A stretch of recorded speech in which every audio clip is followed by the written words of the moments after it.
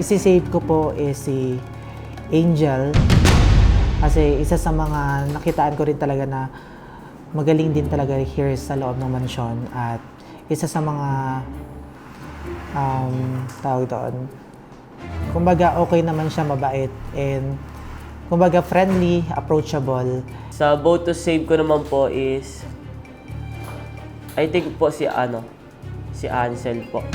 Si Ansel dahil kasi parang iba na siya dun sa past Ansel nung lumaban kami or nung sabay-sabay kami pumasok. So first save ko si Scarlett. Why Scarlett?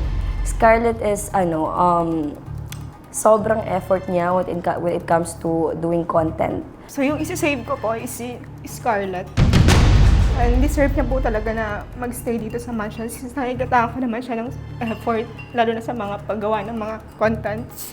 Sa aming anim, yung deserving talaga na i-save is Angel. Kasi sobrang ni Angel. Like, nakikita ko yung determination niya.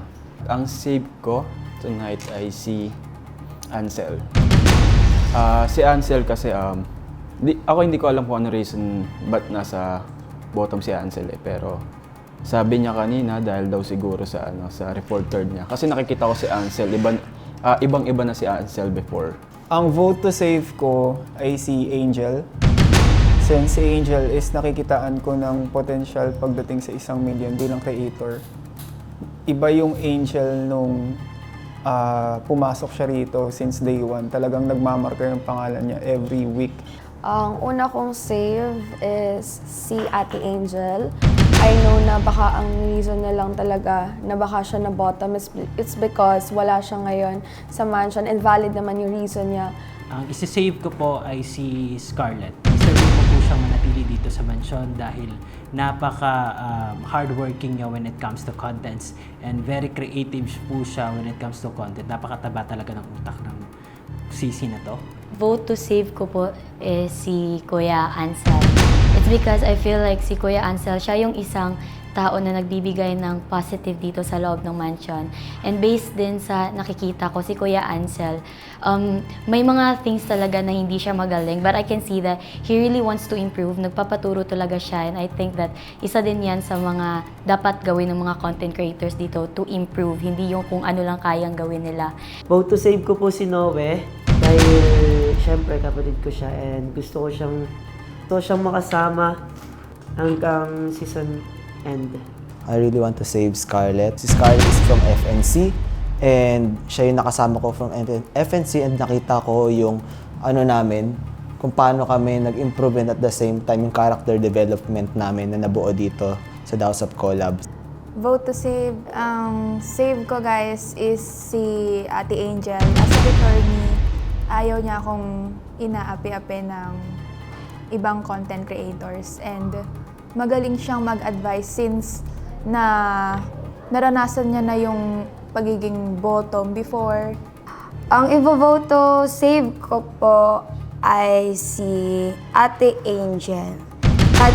Kasi kahit nasa labas si Ate Angel, lumalaban pa rin siya sa challenge dito sa loob ng mansion and yun po, kaya i-vote to save ko siya. First is save, which is si Angel. Kasi parang wala naman ako nakikitang reason sa kanya para mapasama siya sa bottom. Ang save ko for this week is si Ansel. Kasi nakita ko yung dedication niya sa district ko last time. And even though alam niyang hindi naman kami papalag sa district PK, is nagda-drop siya, pati pinagda-drop niya yung nanay niya.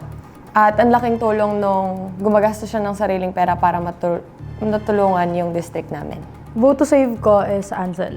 Nung challenge kasi, even though we say individual and district, willing siya mag-support sa district niya. Binabagsak niya yung mga nakukuha niyang dayas or whatsoever na binabagsak sa kanya to help his district.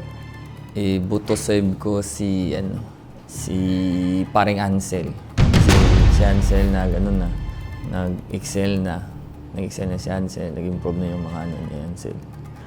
One save ko, of course, si Angel. Ka-district ko si Angel. Alam kong nawala siya for a week because of birthday ng anak niya. Pero yung presence niya for our district, hindi nawala.